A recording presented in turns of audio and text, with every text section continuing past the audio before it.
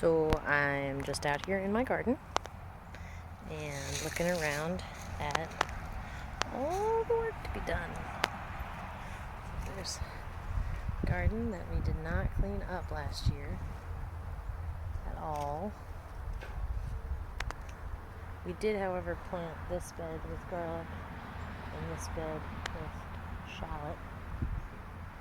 We got a couple of existing perennials in there, but not much going on yet. I also went through and picked out any seed heads of the marigolds that we had. We had two different kinds last year.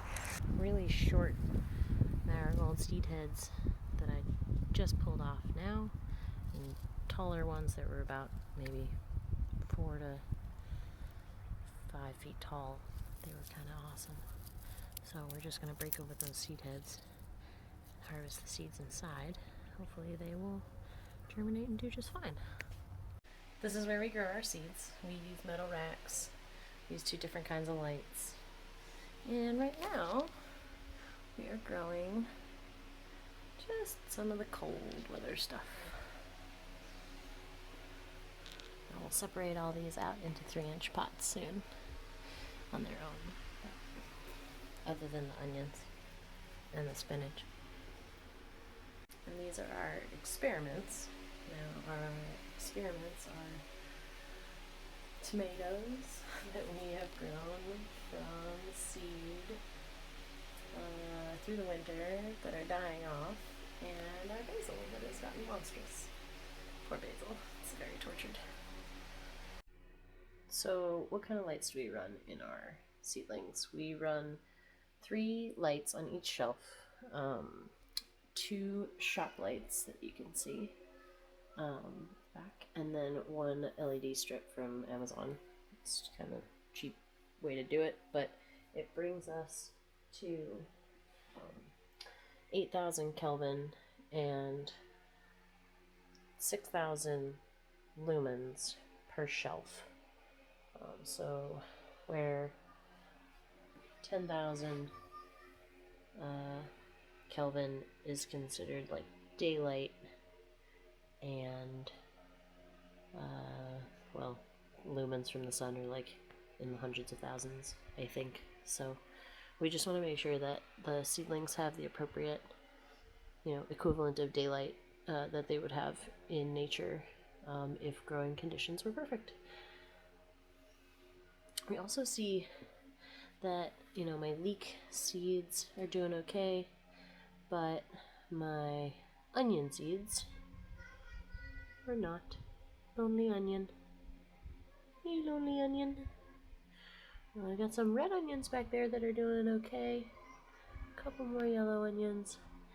Onions don't have great germination rates, year over year. If you use the same seeds, they don't stay very well. Plus, I don't keep my seeds in an optimal condition either.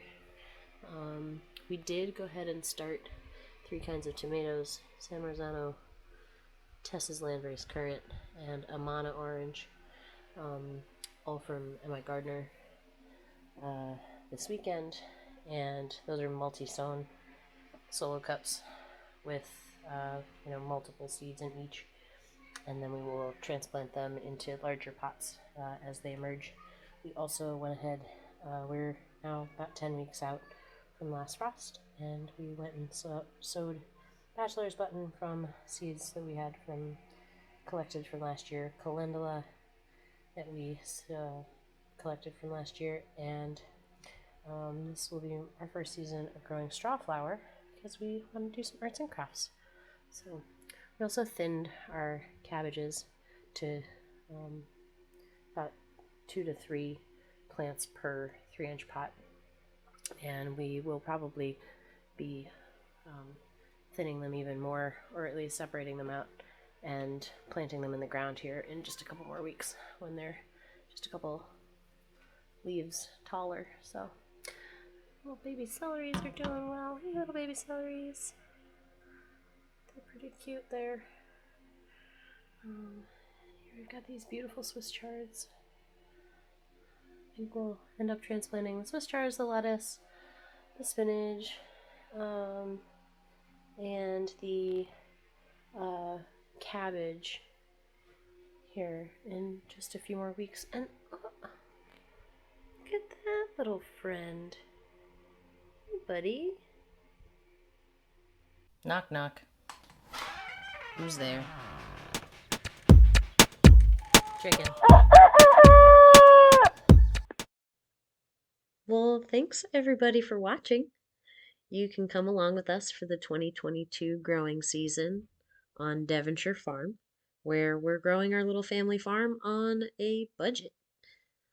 In our next video, as we get closer to our frost-free date, we're going to be starting some more seeds and talking a little bit about why we grow what we grow. We'll also take a look at improving our existing chicken run so it's ready for when we introduce some new laying hens. And then after that, we'll be building a budget coop from all free materials, and you'll get to see the whole process of our first season with broiler chicks that are coming in May. So, yeah, thanks for watching. Subscribe to see more from Devonshire Farm.